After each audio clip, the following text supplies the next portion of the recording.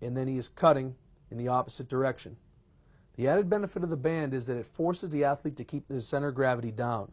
If he raises his hips high as he's being pulled with the band towards the coach, the athlete will actually fall over, reinforcing the point that you must keep your center of gravity low when moving laterally.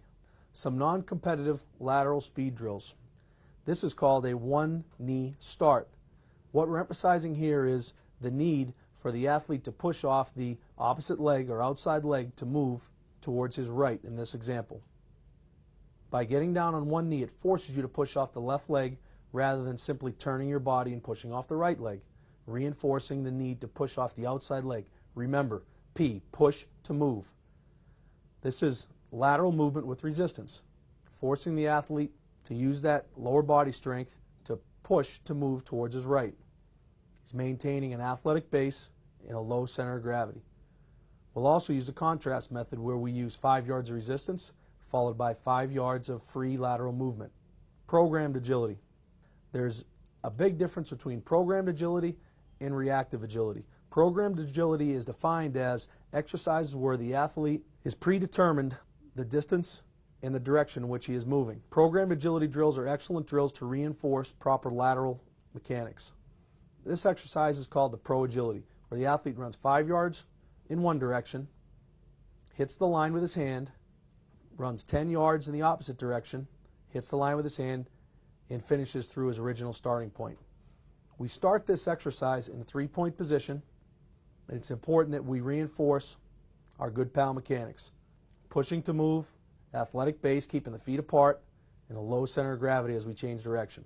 This drill is called the triangle agility. The cones are 5 yards apart in this drill. The athlete will start in a 3-point position with his hand to the near cone. He'll sprint to the top of the triangle, redirect around that cone by spinning around that cone, down to the base of the triangle, again redirecting around that cone. He'll touch the line with his hand and finish in a back pedal.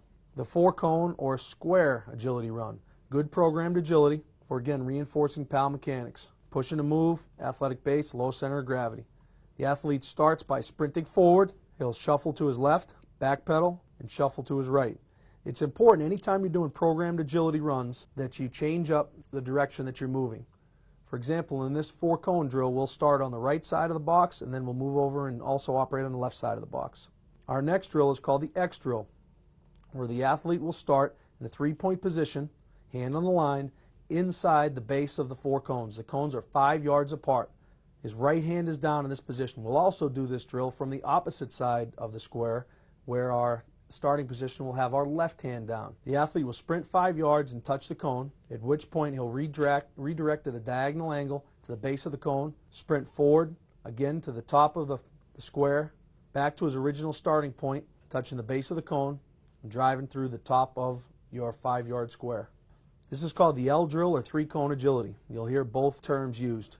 In this drill, the athlete will start in a 3-point stance, sprinter's start. He'll run 5 yards to the top, touch the line with his hand, return to his starting position, and then he'll perform an L agility. He runs to the top, he does a 180-degree turn, comes back to the left-hand turn, and finishes through the starting position. Again, we'll start from both the right side and left side in this drill. As a cycle continues, as we go from week 2 to 3 to 4, and then finish our cycle at week 6, 7, and 8, towards the end of a training cycle, as we get closer to the competitive season, we become more competitive with our lateral speed drills. This drill is now called the reactive agility. As we become more competitive, we also become more reactive in our agility, change of direction training. Here, the coach is using hand signals to direct the athlete. In programmed agility, we'll reinforce pal mechanics and improve our ability to move laterally. In reactive agility drills, they now become more specific to the sport that you'll play.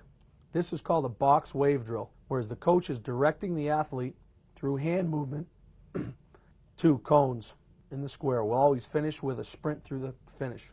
Our next drill is called a mirrored drill, where one athlete is mirroring the rabbit. As our rabbit moves from right to left, our athlete is asked to move laterally using good pal lateral movement mechanics. Pushing to move, athletic base, low center of gravity as he mirrors his opponent. Great drill for football, great drill for basketball. Also a great drill for baseball, infielders. You can apply this drill for a lot of different sporting activities. We'll make it more competitive now and ask the rabbit to actually beat the athlete through the cones. The athlete is trying to keep the rabbit from crossing the line and defeating him through the cones. Now we'll allow the athlete that's working, the athlete on the far side, to actually use his hands in defending his space. Now some pure competitive drills where we're actually racing our athletes. This is a lateral shuffle using the speed belt. Remember, the athletes are connected through a belt that is attached with Velcro in the middle. The lead athlete is trying to break away from the belt, and the chaser is moving laterally, trying to catch the athlete, so the front athlete, so the band does not break. We can also use this belt chaser drill in a mirror situation. The tough thing for the athlete here, the far athlete, he's trying to move with good pal mechanics, pushing to move, athletic base, low center of gravity. Very competitive drill. We call this a belt chaser in all directions. The rabbit can run wherever he wants within a 20-yard box. And the chaser, his job is to react to the movement of the rabbit and not allow that belt to be broken. You want to reinforce your pal mechanics while operating this drill.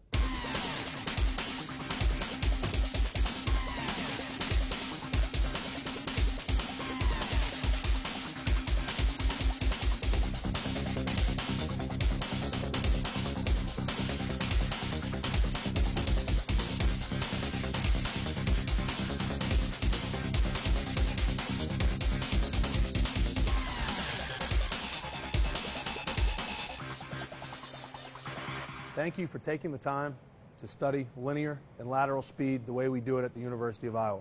We want to wish you the best. We hope that this video has helped you in your goals to become a better athlete. We want to wish you the best in the future.